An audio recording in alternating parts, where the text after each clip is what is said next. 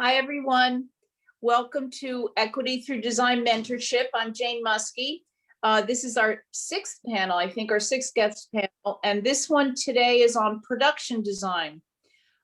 James Fenton will be your host, and I just want everyone to know that Elizabeth Popiel will be doing the Q&A, and James will explain about that.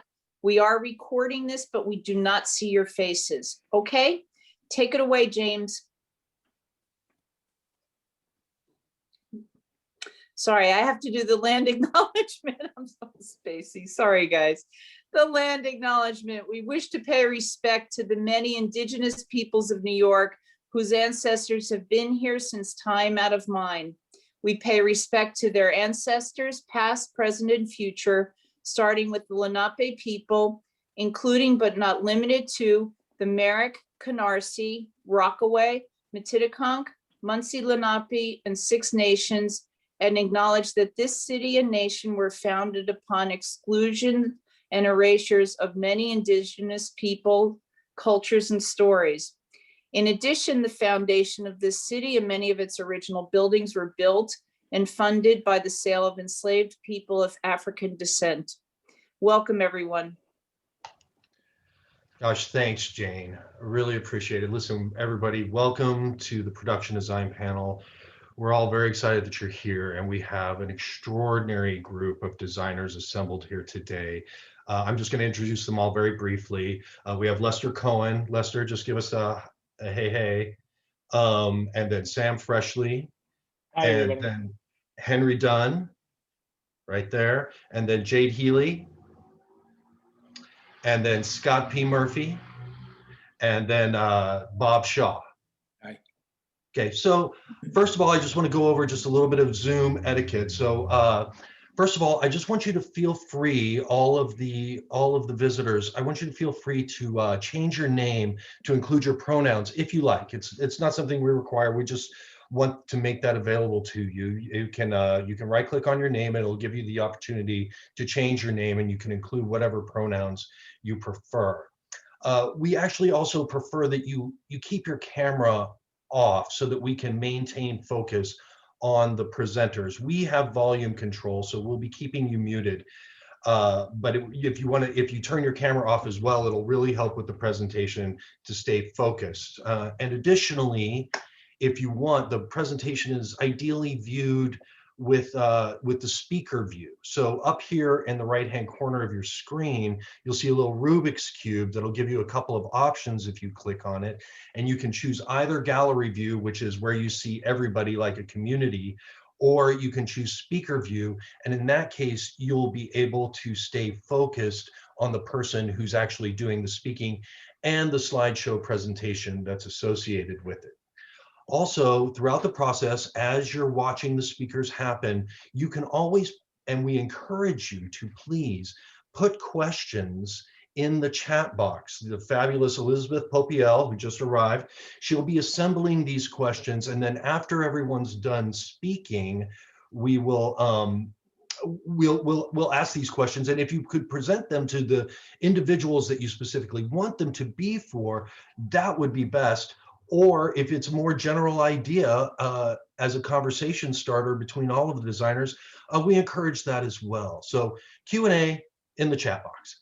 Okay, so moving on to the actual idea of production design, I want to talk about the presentation format just for a minute so you know what we're going to go through. All of these designers have epic careers. And so each one of them could do a panel in and of themselves that would embody the length and breadth of production design. So instead of having that, which in a way to kind of help to distill the information as it comes to you, I've asked each of them to choose a particular scene from a film or a television show to kind of describe the action of what happens in the design and the shooting of an individual scene. So each one of them will have a particular thing that they are going to be discussing in the greater arc of what production design is, as a way to kind of give everybody a moment to discuss a different element. Okay. So I guess we'll just start with Lester Cohen, right? And Lester, welcome. Thank you so much for being here. You've had an extraordinary career. I mean, reviewing your IMDb page, uh, you you actually don't seem to be easily pocketed into any particular genre or part of the art form itself. I mean, you do long form television, you do major features, you do network television. Uh, when you, and if I may say, you've been at it for a minute, so with this tremendous, with this tremendous amount of experience that you have, can you distill the act of production design into just like one or two sentences for us?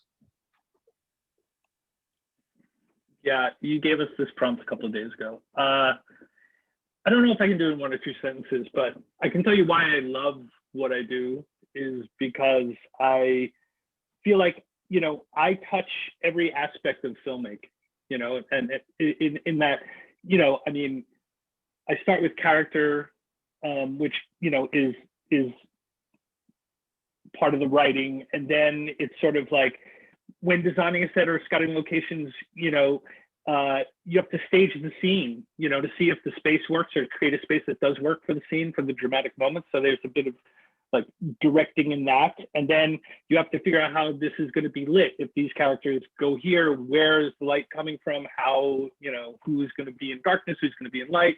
So there's a little bit of cinematography, and even sometimes, decisions we make impact the sound, they're hard surfaces or they're soft surfaces. Like in this thing we're going to discuss, I put a piano in this set just because I thought there was a whole line of violin playing and they were very serious about this character's grandson. They were very serious about his violin playing. So I said, well, he's got this giant, enormous room, he would have a piano. And then they ended up using the piano, which was unscripted, in one of the scenes they did in there. Sutherland just went over and started needling around, and then they wrote it into the work they were doing. Well, that is so yeah. That's fascinating. So you like the aspect that you really get to touch all different elements of not only the design but the production as a whole and have an influence in that way. That's amazing. I'm gonna share the screen now so we can take a look at what you're going to present. What do we have here? Can you see it? So this is from this HBO show. Yeah, I can see it. It's from this HBO show called The Undoing that came out this year, and I decided for this thing to focus on Franklin's apartment because it's a grand scale of an apartment, which is something I don't get to do that often. Most of my career has been like about the underbelly of New York, and then suddenly I'm doing these people who are like in these castles in the clouds. So and this was a combination of an apartment. We used a couple of rooms and a balcony of this apartment on Fifth Avenue. And then we built the lion's share of it in the studio in Kaufman Astoria. So I had many inspirations, but there's something about this photograph of Cy Twombly that I really loved for Franklin. Just sort of how orchestrated it is. It's a lot of whites and grays, but it's also very cool, and how much confidence he has. Like he's on top of the world in this photograph. And I felt like that's something I really wanted Franklin's apartment to feel like. Like this is a man in control. So like if you go to the next frame is the next slide is the plan. So you can see the scope of this. Oh no, next slide is the palette. Okay. So this is, it's very controlled and very closed palette, right? And I felt like that really reflected his sense of order and his sense of control. And it also contrasted greatly, like this show is sort of like a triangle between him, his daughter, which is Nicole Kidman, and Hugh Grant's house, and then the Alves house, and there's a love triangle, and there's also like a power dynamic between the three of them, and they each have their own thing. And, you know, I really felt like this sort of coolness, you know, reflected sort of the distance at which he kept even his daughter, you know what I mean? Like it's very controlled, distant thing. And then when you went to the Fraser house, which, you know, we're not gonna have slides of, but you know, it's very, the color's very deep and you know, lots of reds and purples, and it's almost womb-like. So I wanted to create this like sort of, you know, very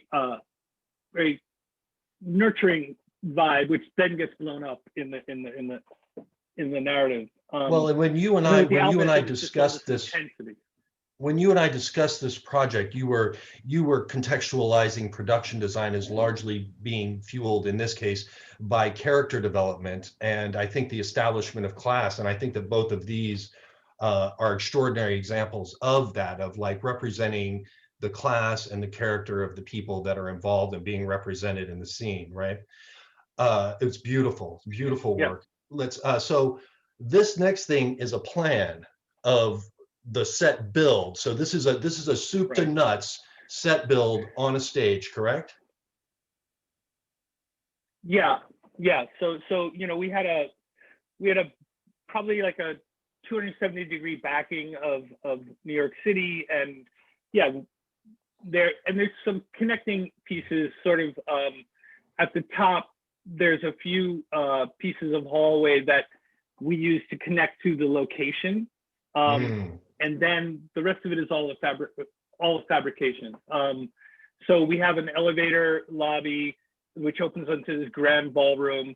And then there's, you know, Grace's childhood bedroom and a guest room where her son stays, and a bathroom. And then we shot the bedroom of Donald Sutherland's character on location, and we used the balcony, and there was a small sort of TV room. But the rest of the apartment is here. Fascinating. Just for contextual. And you know, we built right. Sorry, just for contextual purposes, Lester. What's this is about 100 feet by 20 or 40 feet wide, right? So it's big. It's really. I mean, that's a grand piano in that corner there. Right. So this is a rendering that you did of the space, right? Right. This was done by someone on our team, Ali Kashfi, who's actually a former student of mine, but he does beautiful renderings. And you know, you can see when we get to the next slide. Go ahead. I'm sorry. Oh, sorry. No, my fault. What is the position that he has? What would you call his job? He was an illustrator. I mean, he's somebody. I mean, he's an assistant art director, but I would call him a concept illustrator. And who would have done the drafting that we saw on the previous thing? That would have been another assistant art director, the set designer. You know, so there, within the category, which is the union category of assistant art directors, we'll have set designers, we'll have graphic designers, we'll have illustrators, you know, and people have their strong suits, you know what I mean? Like so they're all like technically, you know, like Ali can draft, but Ali renders so beautifully that it's a waste of Ali to have him draft, you know. Sure. Like so we use him for these, you know, and he makes a 3D model, and you can actually, you know, walk through the set with characters in it, and you know, it's pretty amazing. Well, in this second rendering, obviously we see the same thing that we saw in your research images. This is actually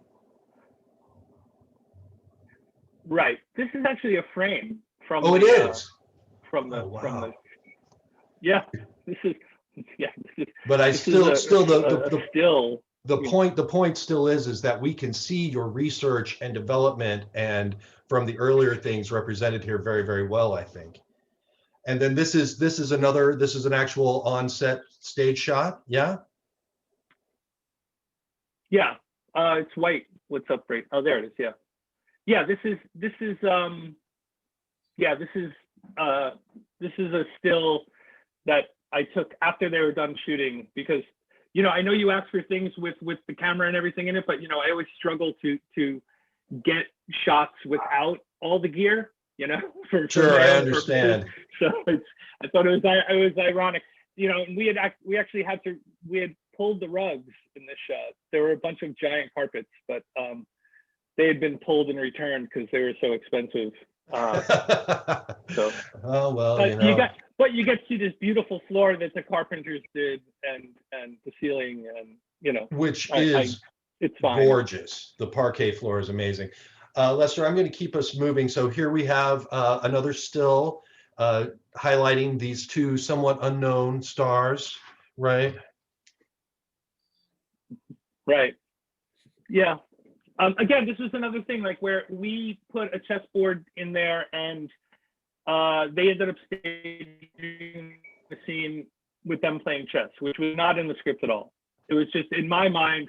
I thought, you know, he lives in this giant place alone, and he's an older gentleman, and I thought he might be one of those people who has a chess game by mail, you know, which used to be a thing for people, especially of that generation.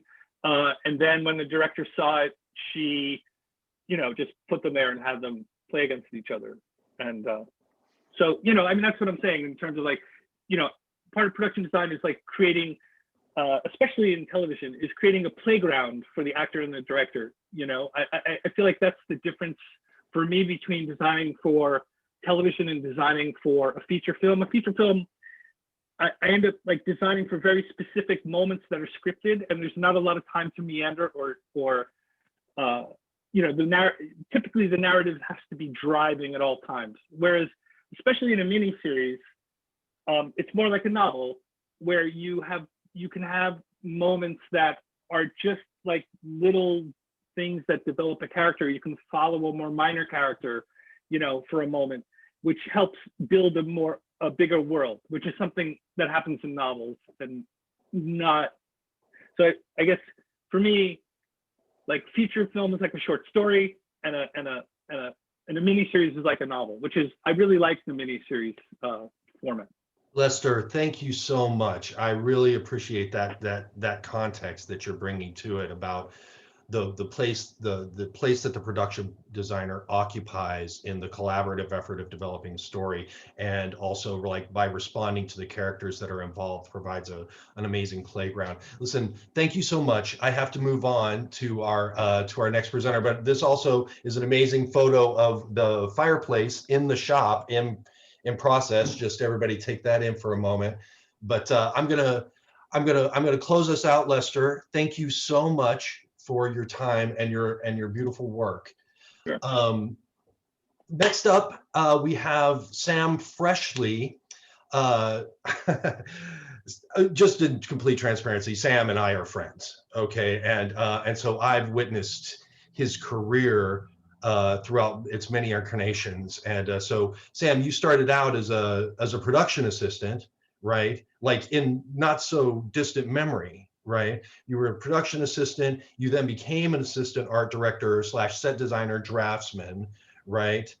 And then an art director. And then you were art directing on, if I'm not mistaken, Blind Spot, right? And then you took over Blind Spot as the production designer, right? And now you're the production designer for Manifest on a kind of a tentpole network television program. That's all happened very fast. What's your perspective on what production design is? Well, so I would completely agree with Lester in the whole playground concept of it. If I were to put it in a sentence, I guess I'd say it's the kind of the story's reality, or the world the characters reside in. But then, as you pointed out, I've been in network television for a while now, and that's where I'm stuck, or not that long, but long enough. And it's so much about trying to imagine what the characters might need or want to interact with or desire many episodes away. And it's not something we ever really have at the beginning when we start figuring out the season. So the set that I'm going to present, at the point of designing this set, I was actually on my 99th episode of Blind Spot, which I can't believe I actually worked on something that long. And to James's point, I started as an assistant art director on the pilot, drawing the Statue of Liberty set they had, and then took over as the art director on season 1, episode 3, and stuck around starting to design in season 3 to the very end. So I was very versed in the language of the show at this point, and what this, I love that word playground that Lester likes to use when describing television. Amazing, Sam. Thank you. Hey, listen, speaking of playground, right? So I've pulled up, I think you should see your the set that we're going to discuss for the scene. Yep. Tell us, it's playground. So in the case of Blind Spot, right, you have, it's an action show, right? Like, so you have to deal with a lot of different things than, say, what Lester was dealing with, which is like playing chess and playing the piano and like long psychological surveys of who these people are and the class that they exist in. Tell us some things about this playground that you have here. That's definitely correct, James. And this set, the lead in there was to make a point. When they first introduced this script, our stunt coordinator had nearly won an Emmy every year for a fight. So that's actually all they told us, in an Emmy award-winning fight. That was what the very first thing presented. It was like, okay. But then when they developed that a little further, it was one last massive Jane Doe fight sequence. This one shot in a single take, set against a massive stained glass window that backlights the whole fight. So that's what we had to work with. And our first meeting was with the producer, creator, who was directing the episode, the line producer, and the stunt coordinator. And we were basically told, the stunt coordinator and I, design a fight and design a set that can do the fight. And that was kind of all we were given. We knew he wanted water, which was supposed to come from sprinklers, which seemed kind of weird without fire. So we talked about fire. The producer didn't really like that because it was just getting more and more expensive, which then we had to figure out what to do with this. So it was a lot about figuring out what the fight required and how to do this continuous sequence, because the fight's very taxing on the stunt players and tricky to shoot. And it became evident we needed, it was going to center around this table, and one of these two windows in the back here, which you can't quite tell, they're on an angle, just enough so that as the fight spun around, it was sort of always in frame. And then these columns, we had to have 4 wipes. So as the camera would pass by the column, we could have a cut point where we could pause the fight, take a break, and then start the next sequence on that column. We also use the actors. Sorry, Sam, just for a point of reference, when you say wipe, just for people that aren't necessarily know what they're talking about, you're talking about as something crosses the entire frame in one direction or another. So you're using the columns as a way to be able to transition from one cut to the next. Exactly, and they had to be wide enough to give the camera, essentially so it could go black. And we also used actors' bodies to do the same thing. You push into their back, cut, and then pull off their back to continue the sequence. So the stunt coordinator kind of told me the things he was thinking about, and I was thinking a little bit about what that might mean for me, noodling around little bad sketches, trying to figure out the layout of how the sequence might work. And let's jump to process then. Let's take a look at so the next couple frames here are is this you communicating? What are we looking at? Yeah, so we had to find a location that was going to pair with this, because there's this whole sequence in a church that led up to this cathedral back room, as it was described to us, whatever that means to somebody. And eventually we were looking at a lot of different types of spaces. We landed on this Gothic church in Lower Manhattan, and they were renovating it. So that kind of inspired the whole space. That window was from the actual church. And then I built this tone board around textures, because what essentially happened in the short version of the story is I wanted to do this very beautiful vaulted ceiling, and I spent all this time doing a really nice sketch, and I presented to the showrunner, and this was not the nice sketch. This was just the we got to get it done sketch. I did the nice sketch, and he was just like, we can't spend the money on all of this. It's not worth it to him. And that was sort of the language of the story, and why I present this set here. It's not my favorite set ever, but it was such an important piece of the story, and we had to have all these production design elements, but every single choice was driven by stunts and special effects. So we have to have these columns in the middle. We have to have this window in a certain place. We need a thing for them to break through, a thing for them to slide over. They want to crash into some other thing. So every choice was kind of driven by this language. And you can see in these couple of sketches here, these were just the final, hey, this is what I think we're doing. Does this work for you in the language? And I threw in this little ground plan in the corner so I could talk with him about it. And it's essentially what we signed off on. So the concept was a storage room in this church, back room. It was going to have some kind of construction element, but every little thing was having to be motivated by the backlit factor and each element of the fight. So it was just an endless amount of conversations about, well, why would the fire really start? What are they burning? Oh, okay, but they're going to be burning plans. That'll get the fire going. That'll kick off the sprinklers. But how does the fire get to enough place that it actually sets off the sprinklers? And it was just like this endless conversation. And every person we added just further complicated the process. So what you're looking at here is a plate of drafting done by one of our assistant art directors who was tasked with essentially figuring out all the details on this set. And you can see a door that we had in the background and some of the hero windows. That we see here in actuality in screen in set photos, right? Like in actual stills from the show. These are camera stills from the shoot, and you can see the scene started in the top left here with this bomb they're making, and then our hero comes in and immediately they jump into a fight, which leads to this crash where they land in this ladder and the fire's already started, and then the ladder breaks, she gets up and it moves. You can see how this thing kind of works until they finally get sent through the window, which we had to tie with the real location. But so we built this on stage for this final shot and never shot a real POV at the location. We shot the reverse, her point of view looking down, which is the next frame here. If you want to jump forward one more, James. Oh, so this is her looking.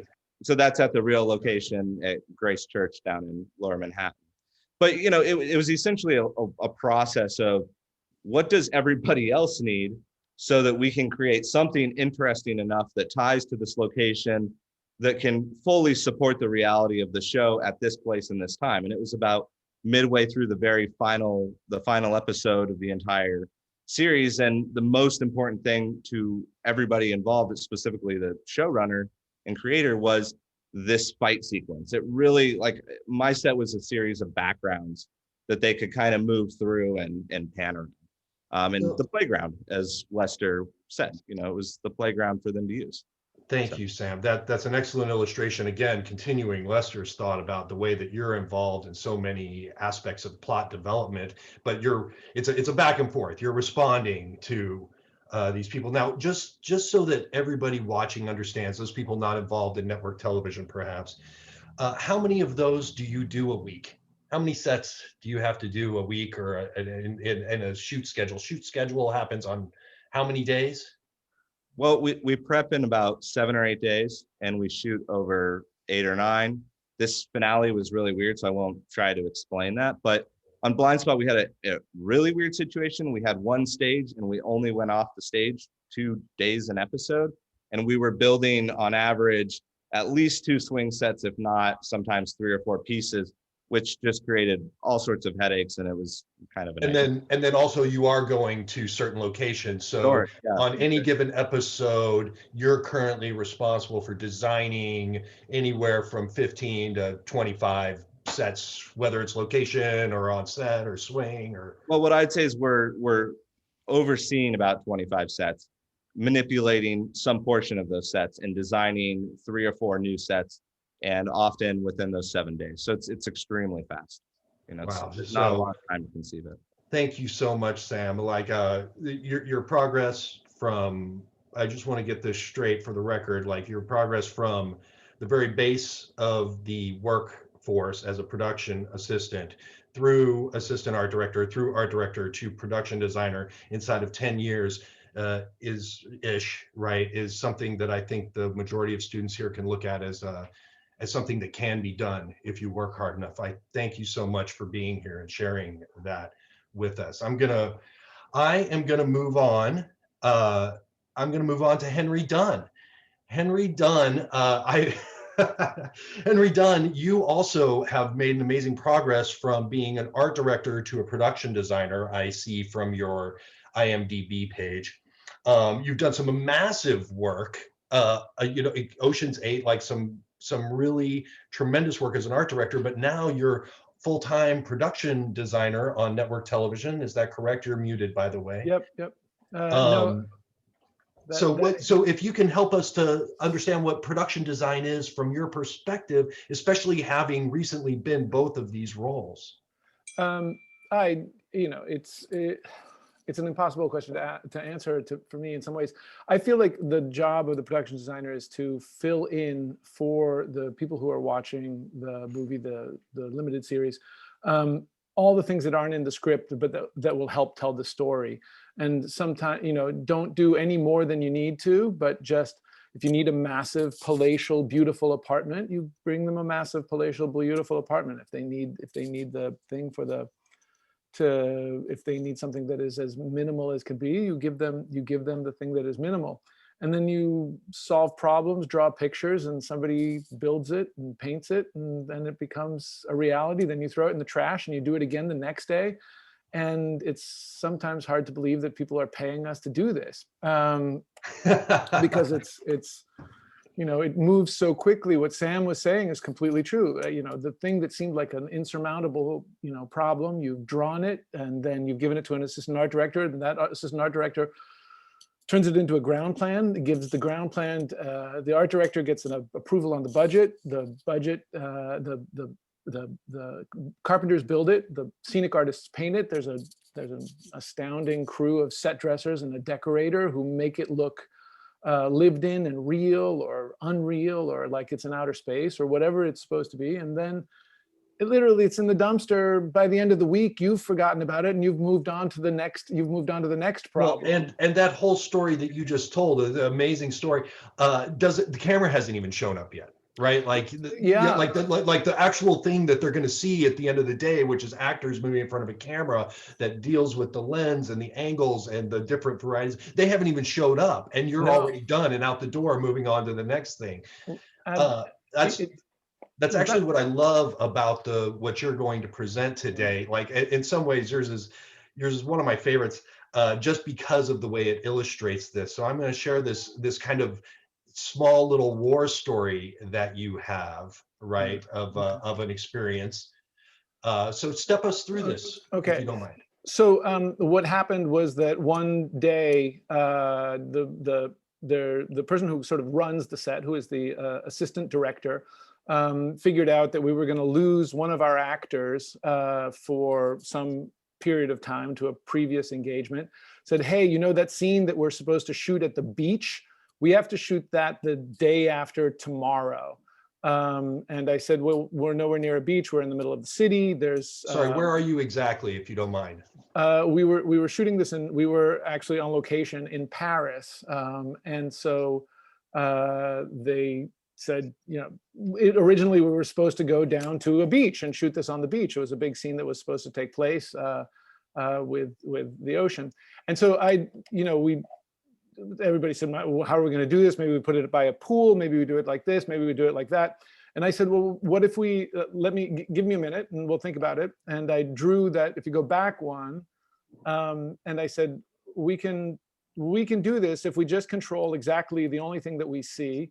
And so, it wasn't on a napkin, but having, watched Bob and Jane and a few other people do this sort of thing, I said, let's make this up as we go along, and drew this picture. These are people on the beach. And then I drew, normally this sort of thing is left up to somebody who is a storyboard artist. Storyboard artist works with the director to figure out exactly frame by frame by frame what is going to be seen. So just to be clear, these are camera shots that you're presenting as the solution to the problem, right? Correct. And I said, look, let's just do this. I promise you we can do a beach if we just keep it super tight and we can tell the story. And I drew these pictures and I sort of sold the director on it. The producers were not entirely sure.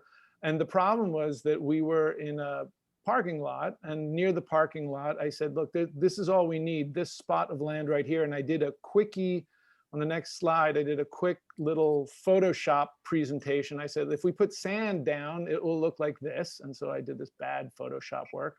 And I called the set decorator and I said, look, can you find us some umbrellas? And I talked to the props person and I said, we need somebody serving drinks with little umbrellas and make it look like it's at Saint-Tropez or wherever on the beach.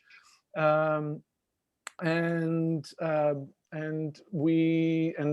then sure enough, 2 days after they said we had to provide them a beach, in the middle of a park, actually it was in a park next to the parking lot, we created this. And if you scroll through, if you keep going to the next one, that's Aaron Eckhart and his co-star, I don't remember her name, you know, at the beach, and the camera pulled up and that was the shot. And it told the whole story, everything we needed to do. And we ended up not going to the beach, which was a shame, but we ended up, you know, saving the day, and that worked. And for once, I mean, regarding the camera, talking to the closest, hopefully you have a good relationship as a production designer, well, with everybody, but upwards on the food chain is you have a good relationship with your director, and your director will trust you, and you have a good relationship with your director of photography. And I said to Chris Brown, who was shooting it, I said, not Chris Brown, I don't remember the name. At any rate, I said, if you do this shot and you don't go out of frame, we can do this. And he said, you know what, I think you're right. And so I sort of dictated to him what the proscenium would be that we could shoot within. And as long as he shot that, we had our piece.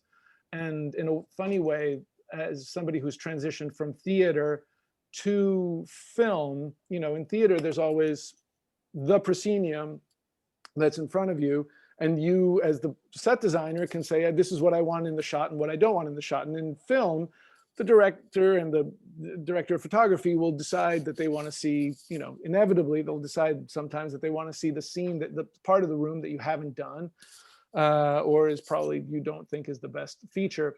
But in this situation, we got to control that proscenium in a strangely theatrical way.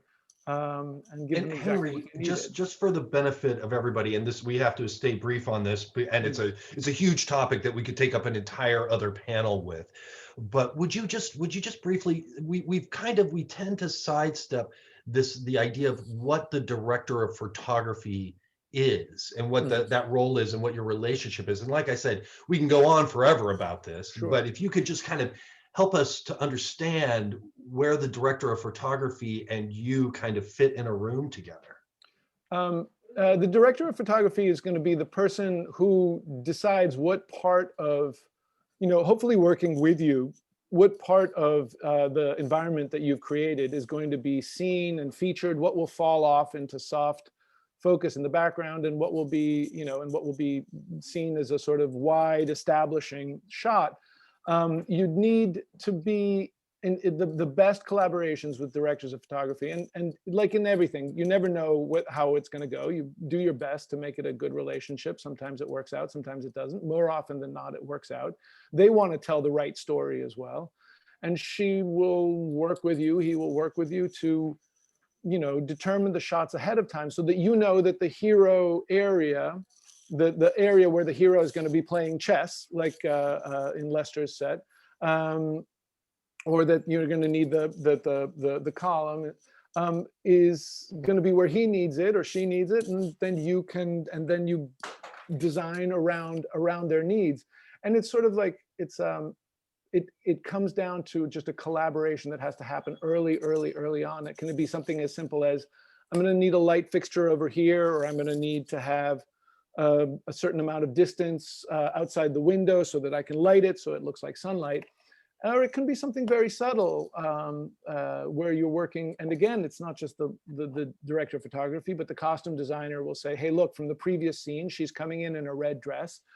So you don't want to paint the set a color that will fight against that. But the DP will then say, you know, if you end up against these curtains, it would actually be terrific. And you know, you have camera tests ahead of time where you establish a language of trust with one another. A lot of times the director of photography and the director will work on your scenery without you there. You leave, you'll open the set and you say like, here it is.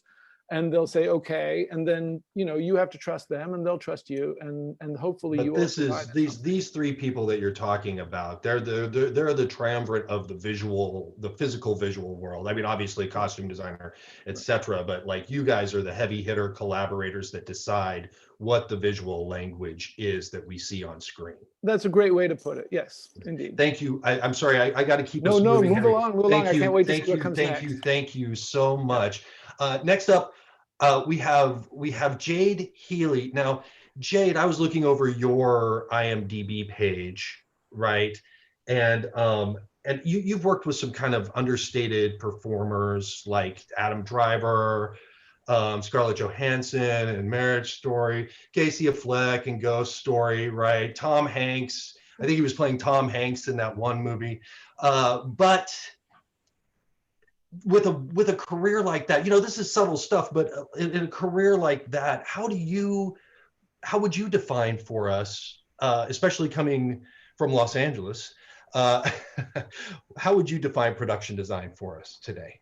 As briefly, please. I'll keep it brief. As everyone said so much already. Production design to me is really, it's world building and storytelling combined. So it's our job to build the worlds, not just for the viewers, but for the actors. So then when they step into the space, they can inhabit it and they can feel the space, the world that they're trying to live in. So it's really just world building. You know? Hey, thank you. That was 2 sentences. That's amazing. Thank you very much. That was great. So I'm going to move on. One of the things that with your presentation, one of the things that I love about your presentation is it deals with something we haven't seen yet, which is location modification. So this is, if you could talk a little bit about location and then what the process is we go through. We've got a lot of slides to go through. And so I want to try and keep it quick, but like, let's hear what you have to say. I mean, really, as the production designer, you're leading the charge in finding locations. You're going to work with a location scout. You're going to give them a brief of what it is that you envision, which will include references, images that you've put together for each location. This movie, The Green Knight, is a medieval movie and it had a mix of builds and locations. We were on a limited budget. So something to always think about when you're thinking about production design is budget. So you can't just always build the world. There's not always just limited cash flow to just and stage space to just build whatever you want. So we were at a point where we had no stage space left and we didn't really have money to get another stage or find or retrofit something that was a stage space. So we were scouting and looking for this great hall. This is not the Great Hall, sorry, this is just a crooked tower interior. And it needed to feel medieval, so we were limited. And there were some castles that we scouted, but they were very small, actually. You know, castles, you think these giant, for medieval, right, were quite small. So we were shooting in this area for something else. We went into this barn, and I looked at it, and the DP and the director looked at it, and they were like, it's not gonna work. You know, this is, well, how do we make this thing work? It's a barn. But it is your job as a production designer to think creatively, to come up with solutions, and often budget restraints can lead to creative discoveries. So I looked at this barn and I saw something, like I was thinking back to some references I saw. There's this one hall called Stokes Castle that is, you know, if you look up great halls, you'll find it. It's this sort of interior, which I think might be somewhere in my presentation. And I thought, well, I feel like if we take down these walls, and they said we could, there's two stone walls that you see here, the right and the back wall, and the other walls were just wood barn walls. And I asked, can we take these walls down? And they said, yeah, we could take those walls down. So then I started drawing up a plan of what it could look like if we were to take those walls down, add stone walls, and add this sort of wraparound catwalk so the actors have somewhere to go, because this is just one element of the set. Crooked Tower Hall also had an exterior and a bedroom, so which we shot elsewhere, but I needed to be able to create this world where the mother could come down the steps, and we'd have this, and we need a fireplace. So we had to figure out how to build the fireplace and make this space feel right and interesting. So that was the processes. And so basically what I did is I did this drawing and then I presented it to the director. And once he saw the drawing, he went, oh, okay, yeah, I think this can work. And then I presented the DP. I talked about where we would have windows, where we were limited with light because we had two stone walls that I couldn't, they were actual stone, stone walls I couldn't cut into. I have to have the discussions like, this is where you're gonna get light. It's gonna be here and here. So these are your points of of window light. So we did these discussions, and then we decided, well, this could work. And then we just started drafting, and then we started building. So there's some of the building in process. So this is great because we can see the progress. Note the 2 columns and the archways. Here we are, same thing again, right? And then same thing again, starting to be. Yeah, they're Perfect. And then could you tell us what's happening here? I think this is probably we're a camera here. I'm doing some final touches. I think we might have just been rehearsing at this point, I imagine. I can't even. So that thing in the foreground, that's a mechanism that a camera moves with, right? Yeah, that's a dolly So track. the shot's probably happening over here, and this guy's like shooting this direction, right? Yeah. Yeah. So this is the same set decorated, right? Yep. Massive fireplace that was so giant. And so these are some moody shots, some stills from the show, right? There's your windows. Yeah, this is streaming our light. fake stone wall. So we had to match our stone wall to the stone wall that existed.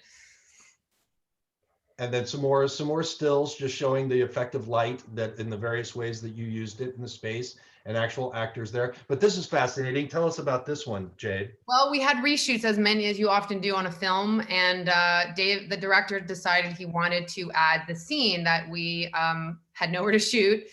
And of course, little money left. And I thought, well, remember that barn we used? Why don't we go back there and repurpose it and shoot this totally different location there. So we built these arches in the exact same location to create just this like quarter shot that's, because often after a director edits, they're going to see I'm missing something. I need something here to get us to like the next point. So that's basically what we were doing, is like, how do we get a little further? So again, creative problem solving and saving money in the moment that you have to make a decision, right? Yeah. So we asked for some kind of corridor, and I did a little drawing. I said, well, what about something like this here? And he said, yeah, that could work. And then we started, that process of doing little concept work, and basically went straight to drafting. I work, sometimes I'll do concept work, and then we'll go to the set designer and then start building. Sometimes it goes straight to drafting immediately without concept work. So it always depends on the set needs and sort of schedule constraints and, what we're working with. So that's the Crooked Tower. The other fun thing too that I didn't send you was that we had an exterior location that we shot in a different castle. And often as a designer, you have the eyes to sort of look and see things the way the director and the DP might not see it. And we were trying to figure out what could be this exterior that he enters.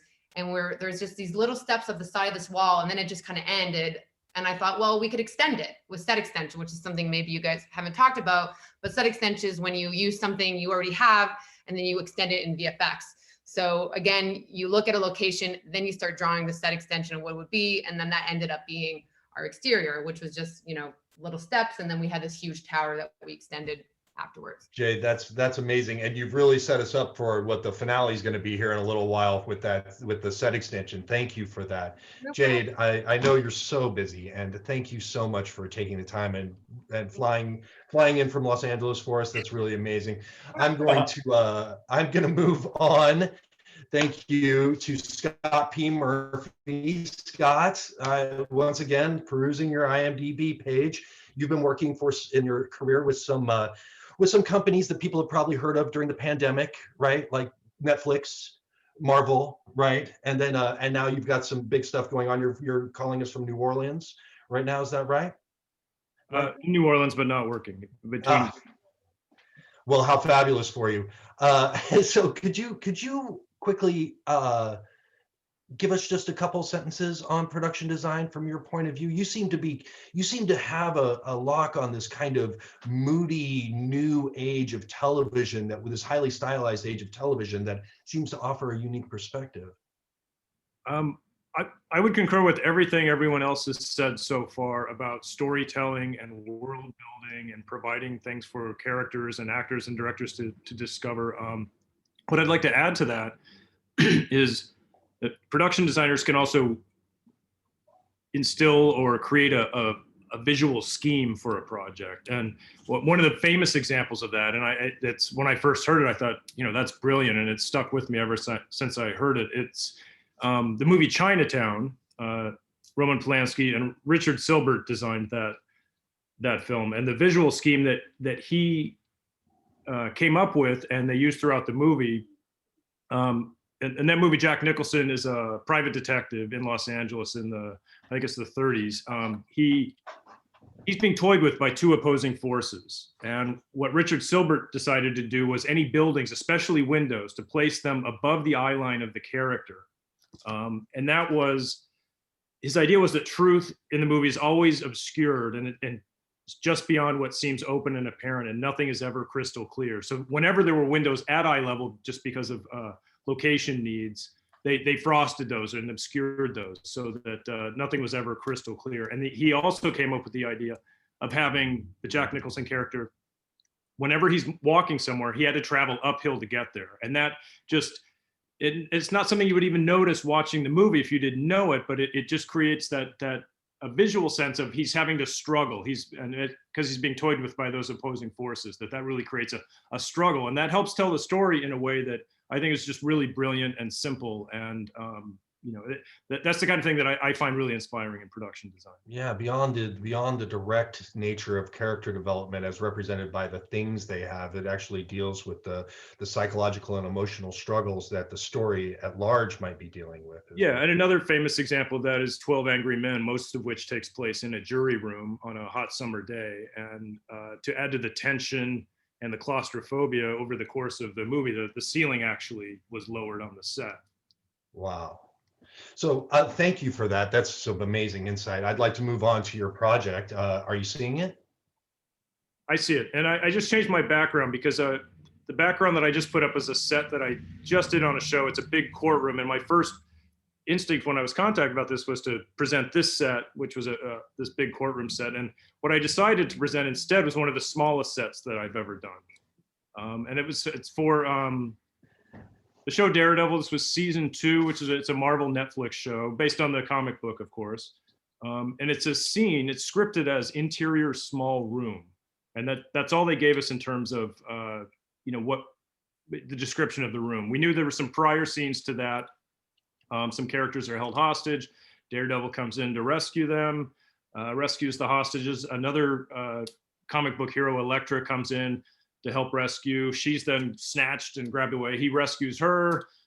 They're on the run from a kind of a ninja army, the bad guys, and they end up in this small room. And that's where there's a very tense and emotional scene. And this is the last episode of season 2. And this is one of the kind of climactic scenes where they think they're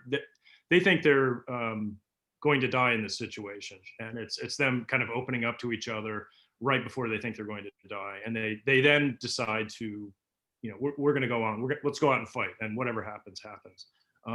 So while scouting on this episode, we were scouting for another scene. That the show had a lot of rooftops. The show set in Hell's Kitchen, and the way the comic book was drawn was kind of a Hell's Kitchen that never really existed. It had lots of water towers, the water tanks, and that just became that's a visual theme that was established in the comic books and then into season 1 that Lauren Weeks designed.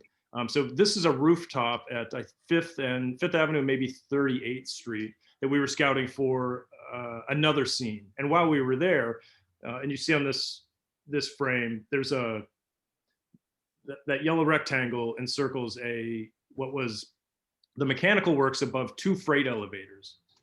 And we climbed up a ladder just to check it. I don't know if I was the first one to go up there. Somebody went up, and this was the space that we discovered. It was really amazing. And I had lots more pictures of this, and the pictures don't even really do it justice, but it was one of the most beautiful little spaces I've ever been in New York, and had this amazing skylight with all this grime and dirt, just years and years of dirt.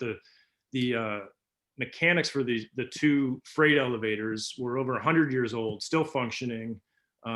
We wanted to shoot this interior small room space in here, and eventually the safety people with the network told us no, and we kind of all intuitively knew that they weren't really going to let us shoot up here, but we had to give it a shot because it was so amazing. So we thought we were going to have to find another location for it, but came back to us. The producer said, let's build this on stage.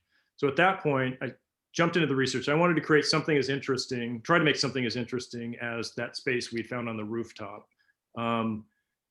And at this point, we only had a few days to get it drawn. Well, I had to do a sketch. Unfortunately, I don't have this. I've since lost the sketch, but I did one kind of quick hand-drawn sketch elevation section through the space. A tale as old as time, the lost sketches, right, Scott? Yeah, I think it's in a box in my basement somewhere. Anyway, and then also trying to figure out like what could we get built in this few days. So earlier in the season, I'd found this research with these kind of boiler faces, and I was really kind of taken by them. I'd actually drawn one of those into a different set, and the producers said, "No," and that set, the showrunner said, "No, we don't really like that. That's not what we had in mind for that set." So that set changed, and I thought, oh, I'll bring it back for this set. And we ended up, with these boiler faces, I incorporated 4 of them into this tiny little set. If you go to the next frame. Here, so these here, right? Yeah, that's 2 sides of that. It has I had the set decorator. It wasn't a set decorator heavy set. We have, if you go to the next frame, that's an antique iron spiral staircase. That was something the set decorator had to come up with, and the set didn't really work without that. I think we first were looking for some kind of industrial ladder situation, and the set decorator came up with that spiral staircase, which was even better. These boiler faces on the walls, we had, I think we had to send those out to be computer cut. Our construction coordinator had his team jump on building the walls and we were really fast tracking this. So parts were being built in this while other parts were still being figured out. Set decorator supplied all of the fuse boxes and electric junction boxes on the wall. And then I kind of recreated that grimy skylight at the top of this spiral staircase. Looking back at the original, look, I love this comparison actually here. Like, here's the original, here's the finished, right? Like the grimy skylight, the nature of the whole thing.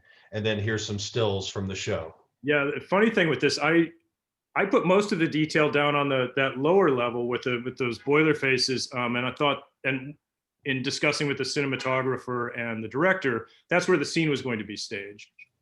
Cut to the day of the shoot, the actor Charlie Cox, he would, if he had a different opinion on something, he would weigh in, and he was the star of the show, and he often had really great ideas that,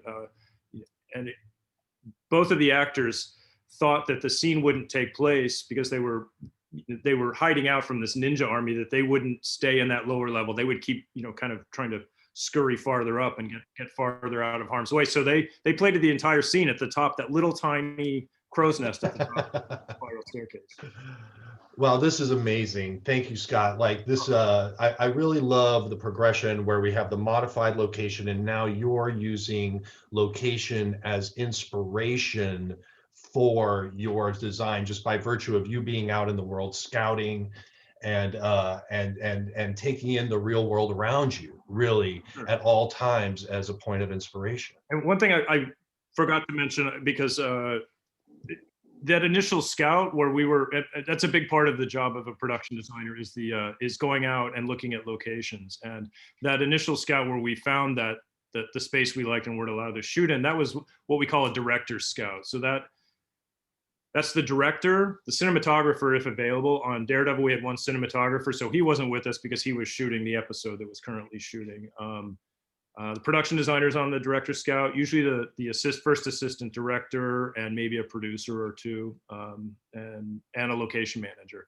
And that's kind of the core team that goes out and looks at all the locations. We then, find the locations we like. Sometimes you can't shoot a location you like, so it doesn't fit into the schedule. And that's the team that really kind of figures all of that out. Yeah, that's a further point in the story of what Henry was talking about this triumvirate of people that are making the visual decisions, that have their eye on the consistency of what the production is and what the style of the production is, right? Scott, thank you so much. This was really fascinating. I'm going to move on. I'm going to move on to Bob Shaw, who has been nominated for an Academy Award, has won a couple of Emmys, not to mention the 3 fistfuls of Emmys that he's been nominated for, but as a specialist in a kind of a period style. Bob, how, with all of this experience, do you tell us in very briefly what production design is?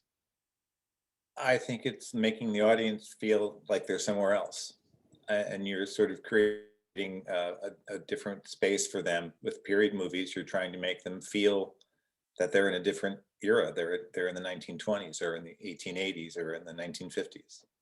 So it's making the audience feel they're somewhere else to me. You're transporting them to a different reality than the one that they're actually existing in. And even with contemporary, you're transporting them to someone's reality other than their own. Well, that's, I should have expected you would be able to come up with something so concise for us, Bob. I'd love to move on to your thing because it segues really nicely into the project that you're presenting for us, right? Which is Boardwalk Empire, right? Which was a little show you did some time ago.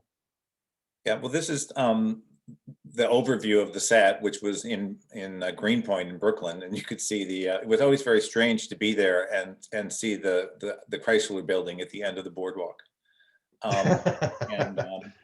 When I first got hired for this show, I was petrified because I'd really never done anything on this scale, and I think you rarely start a job without thinking, "Oh, how did I get this job? I don't actually know how to do this." So the next slide sort of was something that got me over that. Research is a very important thing when you're doing, period films. And something that's sort of a new development is that within the union, within 829 now, there are people who are recognized as researchers and paid for the valuable service they perform. But what sort of got me over some of my initial fear here was looking at this research. I would say you find a few pictures that are like the Rosetta Stone for the project. And on the left is the first Miss America. And you see this kind of wonky crown that she's wearing. And everything's sort of crooked. And then on the other side, you see the sign and it says furnished rooms. Does it say toilet? Does it say Gillette? And, we always think everything has to be so perfect. And this was really very slapdash and thrown together. And I had said to the director, Martin Scorsese, he said, everything in Atlantic City was made of paper mache and chicken wire. And it was sort of gratifying to hear him repeatedly say to other people, well, it's all made out of chicken wire and paper mache. But the idea that it was very imperfect. So you can go to the next slide. So thank you. In how to start, we started with how big a boardwalk we thought we could do. We had no idea where it was going to be. I sort of cheated in the lower right. You can see there's something that sort of bisected the boardwalk. Which is sort of a pier that's on there sideways. It definitely cheats with reality because the boardwalk was continuous for 5 miles. But if we didn't have something that was perpendicular to the rest of the boardwalk, we wouldn't really see much of anything. Are you talking about this thing here, Bob? I'm talking about that thing there, yeah, which was a pier that we just, no one ever questioned why it was there. And I just needed to create two sides to play. But to start, not really knowing how to start, we just started with the research and we just picked buildings that we liked. And there were probably 4 assistant art directors and we just started making little buildings. And out of white paper, there was never a color model. There were never really any renderings. It was 11 years ago. And at least on this coast, there weren't as many people doing concept work. And the thing about doing a model, which is still valid, is it lets the director see the whole thing at once. I think it's sort of like, it's like following navigation versus reading a map. When you look at a map, you say, oh, I'm here and I'm going here and this is the whole picture. When you follow navigation, you only know one turn at a time. So this is like, if you do illustrations, they're only seeing individual frames and they're not seeing the whole environment. So sometimes even with the amazing work that people do with concept sketches, you still benefit from building a model of the whole thing. I couldn't agree with you more, Bob. And so here's some photos of the finished project.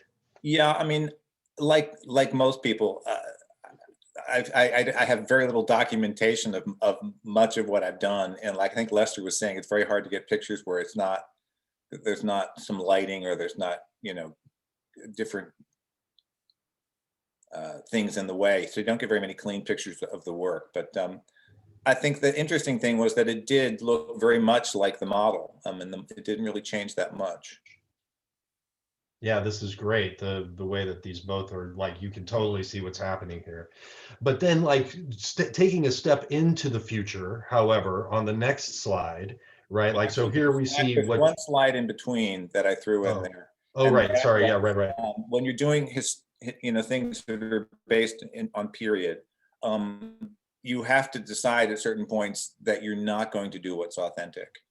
The main character lived in the Ritz Hotel. The upper left corner there is the Ritz Hotel, which was a brick box.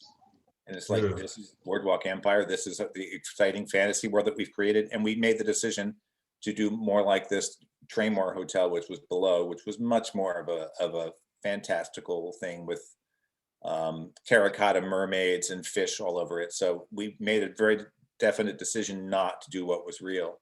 And then on the other side, there was a famous bar in Atlantic City. It was Babette's, and it was, it's half a boat.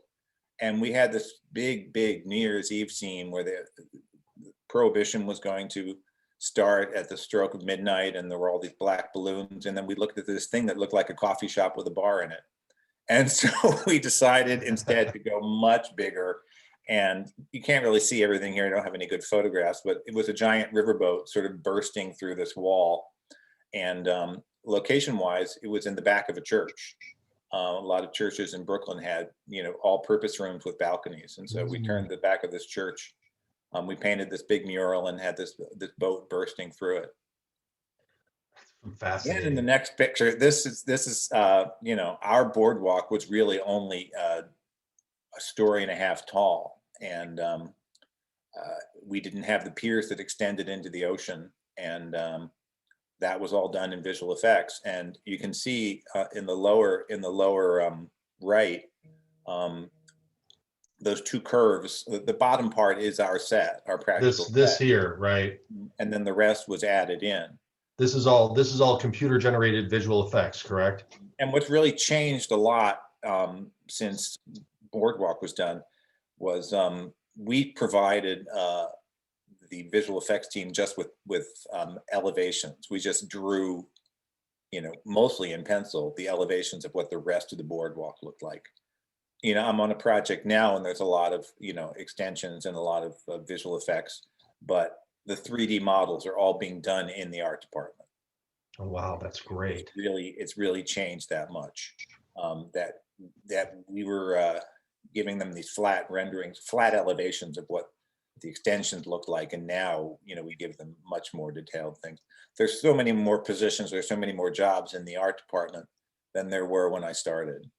There was 3 different graphic artists working on this show because there were so many signs to be generated.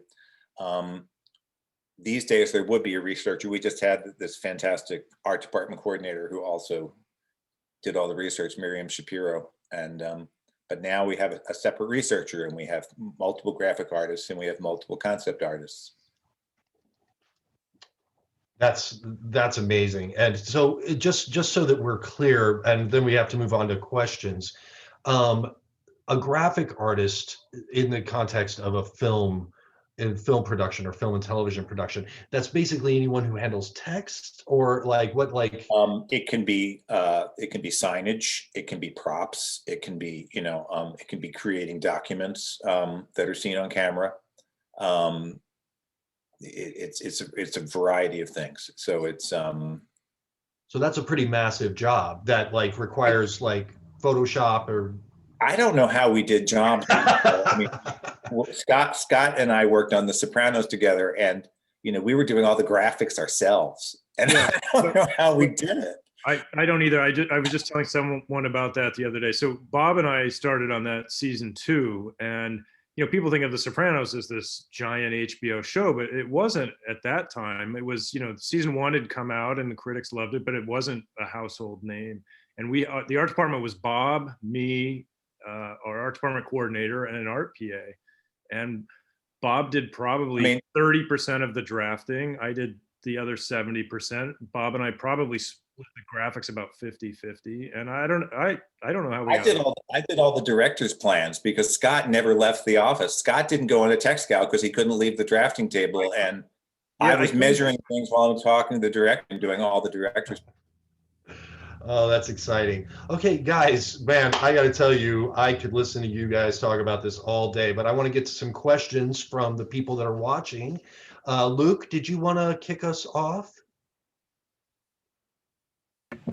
Thanks so much, James. You know what? I think we have so many great questions from the students in the chat. And so I think we should, and we're tight on time. Yeah, of so course. let's just transition right to them. And then I'll pick it up in the end if we've got any extra time, but I want to make sure we center it on the things they had. It's so great hearing all of you guys and speak about different aspects of the business.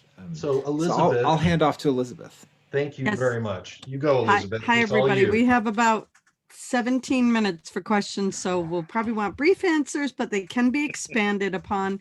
If you go fill out the thing I'm putting in the chat, which is a little questionnaire about today's presentation. So you can do that while you're listening or after this.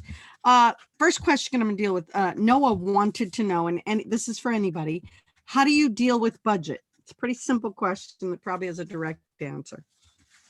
How do you deal with budget for anybody, any of our panelists?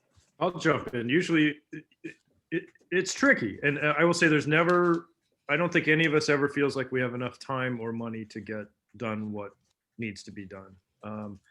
And, figuring out the budget is something that, going into anything, breaking down a script, one of the first things we do is try to figure out, okay, intuitively, what seems like it needs to be built on stage and what would be a location. And usually one of the first things that producers want to know is how much is all this going to cost? And I don't think I've ever been on a show where I turned in a budget or my department turned in a budget where they looked at it and said, okay, great, go ahead.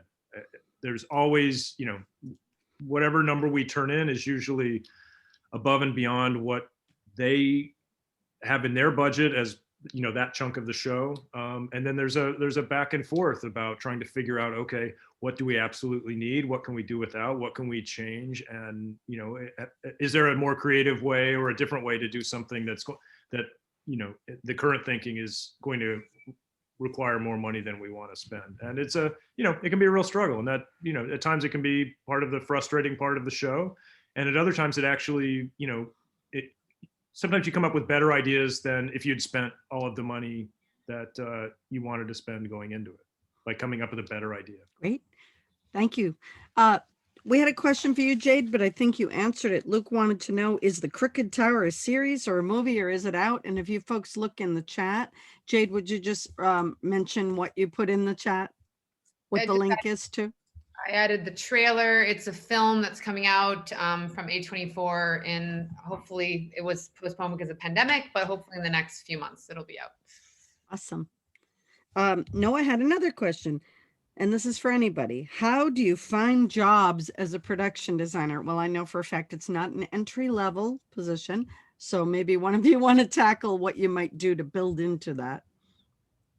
I think I can take a stab at this just because there's different routes. I think you look at all of us here, we all have made our way to being production designers in different ways. Something I tell students I talk to a lot is build a film community. I think my career really, I'm doing Peter Pan for Disney with the director David Lowery, and we made a movie for no money, like 20 grand in Costa Rica together, like 10 years ago. And our careers, our trajectory has sort of ran together, but find a good film community of people. And that's one way. So I'm not going to go through all the ways, but I think it's important to find community. I think it's forming relationships with people. I worked as an assistant art director on Quiz Show, was friendly with the assistant accountant who became the producer on The Sopranos, who then hired me on The Sopranos. And then I met various writers and directors on The Sopranos, and it was all about relationships. So it's this sort of like one thing leads to another, but it's all people. Anyone else on that issue? How to find jobs as production designer? As a production designer. Tell people you're a production designer. That's good. I like that. Yeah, I think also it's just about starting, what Jade says is right. Like, find people making scrappy movies and be the scrappy production designer, and eventually the movies get bigger. I mean, the first film I did, the entire budget of the movie was maybe $80,000, and no one got paid who worked on the movie, but we all made the movie. And then that, and you know, it just, and it was a terrible movie, but it doesn't matter. You know, like I learned so much. And then the next movie, you know, had $150,000, you know, and then, so you, if you really want to be a production designer, you can either work your way up through the art department, which is a totally legitimate, great way to go, or you can be the small fish in the small pond, and hopefully the pond gets bigger. Or the big fish in the small pond, I should say, and the pond gets bigger. And if I could just follow up on what Lester's saying there, you can actually do both at the same time, where you're working in the art department and you're learning, climbing your way up the ladder, but you're also doing shorts or grad films or whatever you can get your hands on the side. So you are getting experience building relationships and expanding your network while you're learning how the bigger budget projects are done. And something that Bob said is absolutely true. You start kind of every project feeling like, how am I supposed to do this? How does this work? Everybody kind of is, there's a little bit of faking it for everybody. And it's easy to think like, oh, well, I'm not ready for it. Nobody ever feels ready. You just start doing it, and suddenly you start to answer the questions, and the script needs solutions, and you'll find it within yourself to start to provide those answers. Don't wait till you feel absolutely ready. Jump in. Great. Anyone else on that particular question? I have a question. We have a question from Rachel for Henry, directed to Henry Dunn. Is your transition from theater to film, in that transition, was there a big difference in the way you were designing the details for the production design? SIC, S-I-C. So that basically, I think they want to know how you approach the projects differently. Yes, absolutely. And a couple of people on this call have also made that same jump. But it's in theater, you're always thinking about what they can see from sort of the third row back. And this is one of those situations where you never know what the director or the director of photography are going to decide to focus on and what's going to be, you know, up front and center. So you have to design 360 degrees. There can't be, you know, a weak moment in your detailing. All of the walls have to look like the fake walls have to look like brick, and all the way around. Whereas in theater, you can get away with a lot. You learn quickly, though, just like in theater, there are tricks that you can use. They are, you have, and then again, this is relationships and conversations. You talk to the director and you talk to the director of photography about what they will be featuring the most. It is tangentially related to theater design in terms of the detail. I hope that answered the question. Awesome. Jade, here's a question directly for you also. While scouting / modifying locations, do you take VFX into consideration? I mean, you take when scouting, VFX.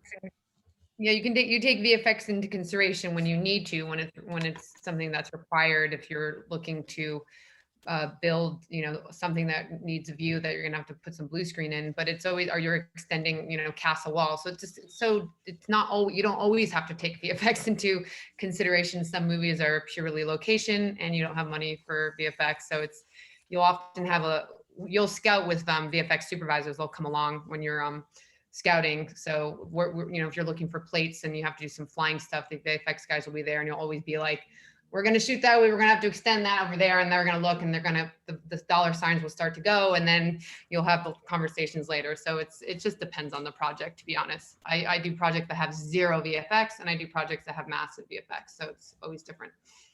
So it sounds like you do consider it, and it has a lot to do with money. Excellent. I think this is a Sam question. Damien wanted to know, have you ever had to work with broken glass? Well, yeah, all the time. And that window in the set that I presented was real glass, and we blew the glass as the actor went through. So there were a lot of discussions about the safety. It's actually a pretty dangerous stunt because the stunt player needs to time it perfectly with the special effects guy who literally hits a button, blowing the glass as they pass through. But we also use rubber glass a lot, and plexi and other materials to represent broken glass. Cool. And who does that, Sam, with you? It depends. It can be the set decorators. If it's there's no action on it, they might put the glass in frame. Special effects often deals with it. Our scenics might help make the rubber glass. We might buy the rubber glass. It's really kind of like special effects, set decoration, or props are the three departments that deal with it the most. Cool. This is for anybody, and I'm sort of thinking Bob might want to answer this one just because he's had that history. How many people are working on the design team to get the sets built in the limited time frame? How many people on your design team? It depends on the project, and had some larger ones recently where we've had, I don't know, half a dozen to 8 assistant art directors, 2 or 3 graphic designers, a concept sketch person, and in the set deck department. Depends on the decorator. There's I've worked with some decorators who don't like having too many people working with them, and some people have a bigger team. But it depends on the project, I mean. Who decides all that though? Like you sit down with the budget, you sit down, like how do you make up that list? The budget question was pretty yeah, cool. Was pretty pertinent because, it's always different. While I have you, I think we can direct this one at you too, because of your work with the historical projects. How do you keep yourself inspired as a designer? This is from Nina, sorry. How do you keep yourself inspired as a designer? Watch movies, architectural magazines, museums, photography, music, ? Well, all of that. And, some of it's, I think all of us are innately interested in certain things. I'm working in a project now and I'm in Newport, and, it's funny that, I'm always asking a million questions to the conservators and whatnot. And it's like, of course, I was saying to somebody yesterday, it's like, how you don't meet that many people that love hinges, and we'll geek out over like, look at the hinge here. Oh, if we think that's a beautiful hinge. I mean, it's just a love of the details, I think. Would anyone else like to say how you keep yourself inspired as a designer? Any of the rest of the panel? I'd say it's all of that. It's music. It's design magazines. I think I have a problem. I buy more magazines than I can actually get through, and they're just piling up. It's movies, it's other TV shows. It could just be, architecture, it's traveling. It's kind of, you can find inspiration in almost anything. And I think it's one of those moments like when you actually see something that inspires you. That's, that's kind of like one of the great things about design. And it's a similar feeling to when, like, if I'm laying out a set and I can't quite figure it out, and then once I finally get it, then it's that same kind of feeling when you're inspired by, a piece of research or movies or whatever. It's something that I think keeps me going as a designer. When there was a time that we could still go to the Strand and bookstores, and I would spend hours just up in the photography section. Just, I'd find a little corner with myself when I graph books because I couldn't afford to buy them all. And I would just go through and every photo book I could find that if I saw something I like, and it wasn't even exactly often for a project I needed, but at the moment, but I like to keep it cataloged and in my, for future stuff. So I'm always pulling images constantly and putting them in folders thinking this photo is amazing. I might need this one day. So it's good to start developing that, that sense of wonder and starting to catalog your own inspiration all the time, because you never know when you need it to go back and find it and get inspired. And then hoping you can find it. Right, exactly. Anyone else want to hit just that? Being out in the world, I mean, yeah, I would say just being out in the world, like, walk to work a different way each day, because there's something, in some doorway that you don't usually pass, and you're like, wow, look at the way they've got that light. It's just, you get those mental, I'm frozen. Oh, I think he's frozen. Oh. Yeah, Anyway, I'm frozen. maybe each of you could hit this real quick. We have about 7 minutes left, and we're adding 5 minutes. We're going to go to 6:05. How did you start a career as a production designer? I imagine for a lot of you, it was a little transition moment from something to something. So if each of you could answer, let's go with Scott first. Sure. My background's in architecture. Went to school for architecture. Went to grad school out in Los Angeles for architecture. And living in LA, it's almost impossible to live in Los Angeles for any length of time without getting pulled into the entertainment business in one form or another. So I was one of the people that worked my way up the ladder, starting off as I think my first credit was probably draftsman. That was and then worked as set designer, assistant art director, eventually art director. My second art directing job was for Bob on The Sopranos. And then, and each time I thought, well, I don't know how I'm going to make the jump to the next level. And then eventually did. And, when I was art director, I thought, I'm never going to make the jump to production designer. I don't know how that's going to happen. And it eventually did. And so, after 35 years of going from draftsman and now, production designing for the last 15 years or so. Great. Henry, how did you get your start? As a production designer? I started out in theater. I went to graduate school for theater, and I worked at it for 4 or 5 years. I found that it was very, very difficult to afford to live in New York City, and even I felt like I was doing well, but I was broke. Then sort of went in on a couple of interviews, did an independent film, found that I really, really loved it. Did a couple of other films that were probably only screened in the director's parents' house, and then transitioned into said I better learn how to do this job that I've been pretending I know what I'm doing, and so I ended up as an art director on a show called Third Watch, and then I was lucky enough to follow Scott onto Sopranos, and every step of the way you're hoping nobody can figure out that you're just pretending you know what you're doing. And then you make it to the next level. It takes its time, but it's pretty great. It's a great journey. Jade, how did you get your start in production design? I was in production and I hated it. And the art department looked really cool. I went to film school and I thought I wanted to be a cinematographer. I realized actually what I loved was what was inside, was controlling the frame, and not in a cinematography way, but by placing and building it. So I worked for free on 2 movies when I was, when I first got to New York. I was, early 20s. And I was the set decorator, prop master, just kind of, they had no money, and I learned how to do all those roles. And then I did another small movie like that. And then I decorated Cabin Fever 2, where I met Ty West, the director of Cabin Fever 2, who asked me to design his next movie after that. So every movie I've done, I have some stinkers in my, my credits, but I look at them, I've